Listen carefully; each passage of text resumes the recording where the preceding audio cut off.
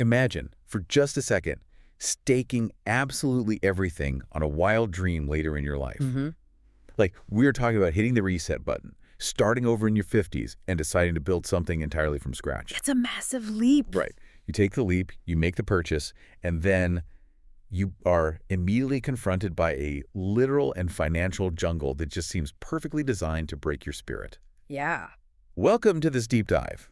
We are incredibly glad you're here with us today because we have a really grounded, honest piece of source material to get into. We really do. If you are prepping for a big meeting or catching up on a new field, or honestly, if you're just insanely curious about the messy realities of making a massive life change, you are in exactly the right place. Taking that kind of leap is, I mean, it's something almost all of us dream about at one point or another. Oh, for sure. But very few actually execute it because we tend to heavily romanticize the whole starting over narrative. Yeah, we really do. It is so easy to picture the triumphant before and after photos, or imagine that brief cinematic montage where the protagonist wipes sweat from their brow, the music swells, and suddenly, boom, a house is built. The montage effect. Exactly. It totally ruins our expectations. We never get to see the agonizing hours where the protagonist is just, well, staring at a pile of dirt, wondering if they've made the biggest mistake of their life. Right. The reality is much less glamorous. I know. When I tried to pivot careers a few years ago, I fully expected that montage. Oh, what did you get? Instead, I got months of feeling entirely incompetent, staring at spreadsheets, wondering why I walked away from a perfectly good job. It is a universal human experience. We rarely talk about the terrifying during phase of any massive project. Yeah. We only talk about the decision to start and the eventual success or failure. The messy, expensive, terrifying middle is usually just hidden away. And that brings us to our mission for this deep dive. We're jumping right into Cynthia Neville's diary entry number 3. From her project, Big Tiny Money. Yes, Big Tiny Money. This entry is dated January 19, 2025. And the most compelling part of this text, at least for me, is that this is only day 3 of her project. Day 3. Day 3. The honeymoon phase is officially over, and reality has hit her with the force of a freight train. It really has. So our goal today is to explore the overwhelming and honestly, sometimes hilarious reality of starting over. We're going to talk about the sheer panic of having to trust experts and ultimately the freeing nature of imperfect progress. Cynthia's writing offers a fantastic text to analyze here because, on the surface, she is writing a diary entry about trying to tame raw Texas real estate. Right. However, it quickly becomes clear that this is a profound, visceral metaphor for reclaiming one's life. Oh, absolutely. The physical obstacles she describes on this plot of land perfectly mirror the psychological hurdles of trying to build a new identity later in life. Okay, let's unpack this. Yeah. Because the way Cynthia describes this piece of land is straight out of a survival thriller. It really sounds hostile. It does. She writes that the land actively resents her presence. You can feel the physical resistance leaping off the page. She's standing out there, and she describes vines that are so thick, they're choking these massive ancient oak trees. Yeah, she talks about roots that are so stubborn they've claimed the soil for decades, actively fighting back against any change she wants to make. And she gets very specific about the types of vegetation she's battling, which carries a lot of symbolic weight. It does. She mentions what the landscape architect calls trash trees. Trash trees. Specifically, Bradford pears and other invasive species. Her observation here is crucial. These invasive species look like they belong. Right. They're green, they're growing, but they are actually strangling everything native that is trying to thrive. That detail of the Bradford pears is so striking to me.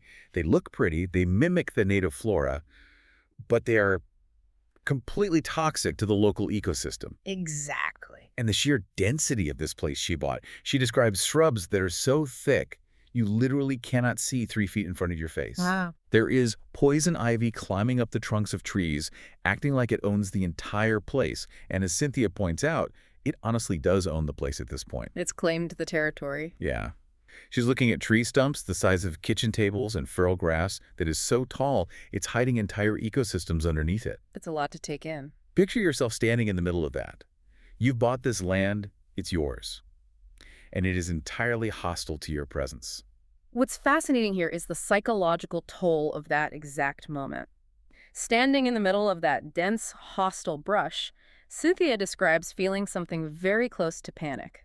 I would panic too. Because suddenly she is faced with a godlike decision, what lives and what dies. Oh, man. She has to look at this chaotic jungle and make permanent, irreversible decisions about what stays and what gets ripped out by the roots. The sheer weight of that responsibility leaves her paralyzed. It is a staggering amount of pressure. And this brings us to a highly relatable concept she touches on, the competence gap. Cynthia is incredibly honest about her lack of practical skills for this specific situation. She admits she does not own a chainsaw. Which is fair. She does not have the first clue how to operate a bulldozer. And perhaps the most terrifying part, she doesn't even know which local county contractors are legitimate and which ones will just pocket her deposit and disappear into the wind. The confidence gap is particularly terrifying when you are making a major pivot in your 50s. Why is that? Well, by that age, you have likely built up a significant amount of expertise in your chosen field. You know how your professional world works. Yeah, you have a routine. You have a reliable network. You possess a baseline of competence that makes you feel safe. But when you start over completely, you are stripped of all that armor. You really are. You are suddenly a beginner again. You don't know the tools, you don't know the language, and you don't know the players. The resulting vulnerability can be deeply unsettling. It requires a massive surrender of ego. You're an adult with a lifetime of experience, but in this new arena, you are a total novice. So what does she do to bridge this gap? She realizes she has to buy her way out of it. She hires experts. Yep. Specifically, she brings in a landscape architecture firm out of Austin to help her make sense of the chaos. Bringing in the Austin firm is where the reality of buying expertise hits her right in the gut. It's a tough pill to swallow. The cost of obtaining a functional plan just to have someone walk the property and tell her what should stay and what should go is $4,000. $4,000. Yeah. Just for advice. Yeah. Just to point at trees and say keep or kill. It's steep. And Cynthia writes that the moment she signed that contract, she immediately wanted to throw up. I can imagine. There is a very specific type of nausea reserved exclusively for signing a check for something you don't fully understand yet. Oh, absolutely. She does a math and realizes that this single fee, just for the consultation, represents 1/5 of what she paid for the entire property. 20%. 20% of the purchase price, gone, just to figure out how to start clearing the land. If we connect this to the broader psychological picture, it illustrates the agonizing reality of sunk costs and early-stage investment. How so? Well, she is pouring massive amounts of capital into a dream that still just looks like a patch of hostile dirt and poison ivy. Right. There is no tangible reward yet. There is no cute, tiny house or beautiful garden to make her feel better. There's just a terrifying $4,000 bill for a piece of paper. Yeah. The physical reaction she describes is the brain recognizing extreme financial vulnerability without the comfort of a guaranteed return. That makes me wonder how many people abandon their dreams at this exact stage. Probably a lot.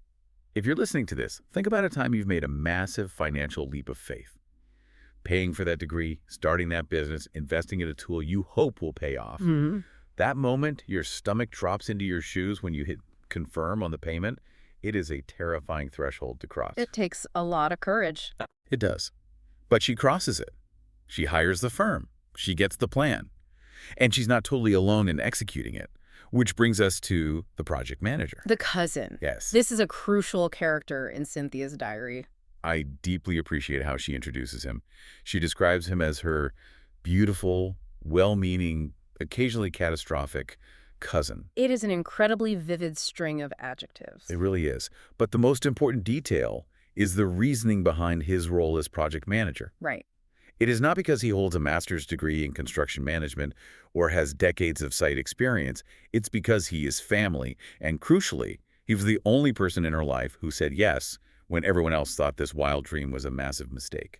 That dynamic forms the foundation of so many incredible ventures. Really? Oh, yeah. It is rarely a team of perfectly credentialed experts that gets a wild, unlikely dream off the ground. That makes sense. It is usually the one person who is crazy enough to believe in the vision when everyone else is urging caution. He is there out of love and loyalty. But, as Cynthia noted with that brilliant foreshadowing, he is also occasionally catastrophic. Okay, here's where it gets really interesting. Oh, boy. And by interesting, I mean an absolute nightmare scenario. The Austin firm has delivered the $4,000 plan. It's time to actually clear the land. Things are moving. The beautiful, well-meaning cousin is handling the logistics. And yesterday, he gave the tree-clearing contractor the address to the property, except he transposed two numbers. A simple clerical error with monumental consequences. The wrong address. Yeah. Cynthia writes it out with periods for emphasis in the diary. Wrong address. I can just feel the panic. She is driving in from Dallas, presumably excited to finally see some tangible progress, to see this hostile jungle getting cleared. Instead, she arrives to find a crew of contractors actively destroying someone else's property. It is the ultimate stomach drop moment. You can imagine the sensory overload of the scene. Oh, totally. The heavy machinery, the chainsaws, the smell of fresh-cut wood, and the sudden, horrifying realization of what is actually happening. She describes her reaction vividly. She says her blood went cold, then hot, then cold again. Yeah. They had hired someone to clear their own land. And instead, these contractors were actively tearing down trees on a neighbor's property. And not just invasive brush either. No, this is the worst part. She notes that they were cutting down ancient trees that had been standing longer than any of them had been alive. Decades of growth, falling to the ground, all because her cousin swapped two digits on a piece of paper. This incident raises an important question about the nature of mistakes in the physical world versus the digital world. How do you mean? In so many areas of modern life, if we make an error, we can hit undo. We delete a typo in an email, we issue a retraction, we restore a previous version of a document. Right, it's easily fixable. But in the physical world, and particularly with nature, the consequences are immediate and permanent. As Cynthia profoundly realizes in that moment, you cannot uncut a tree. You cannot unmake a mistake of that magnitude. It is startlingly final. The sheer permanence of it is staggering. She writes that she wanted to crawl into the earth.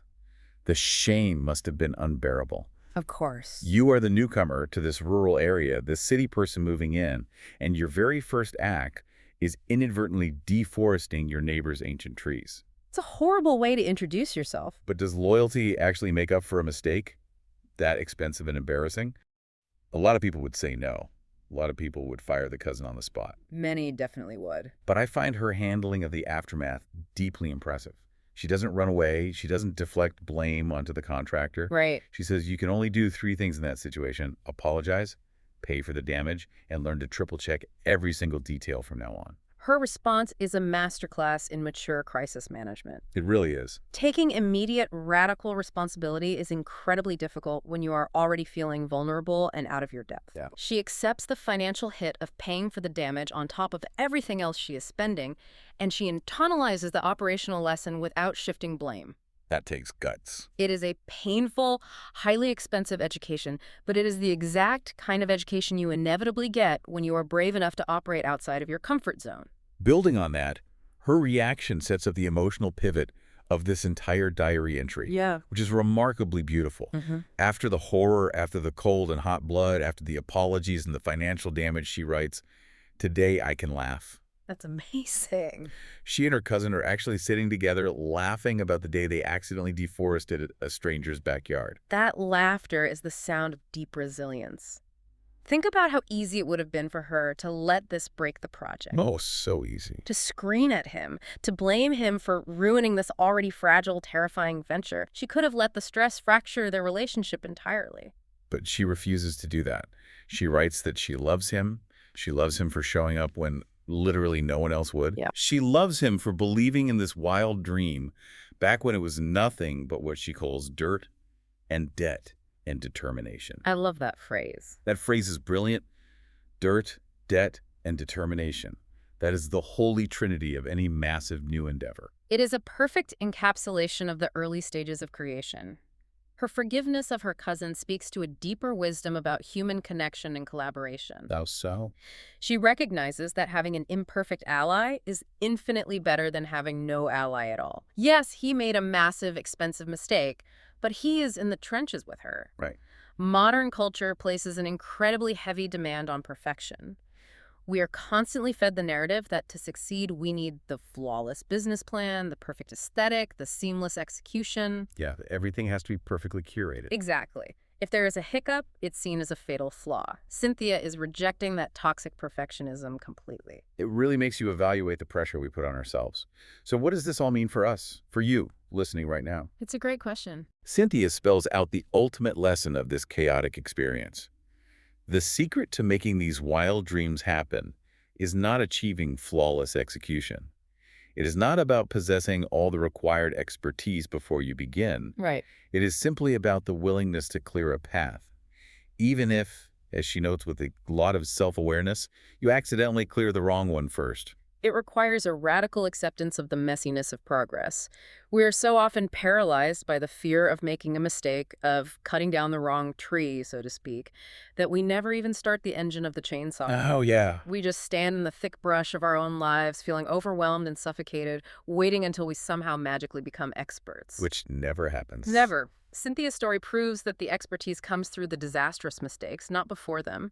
The competence is forged in the fire of getting it wrong. It's refreshing to hear someone admit that the willingness to clear a path, clumsily, expensively, but persistently, is how things actually get built in the real world. It really is. So let's pull all these threads together.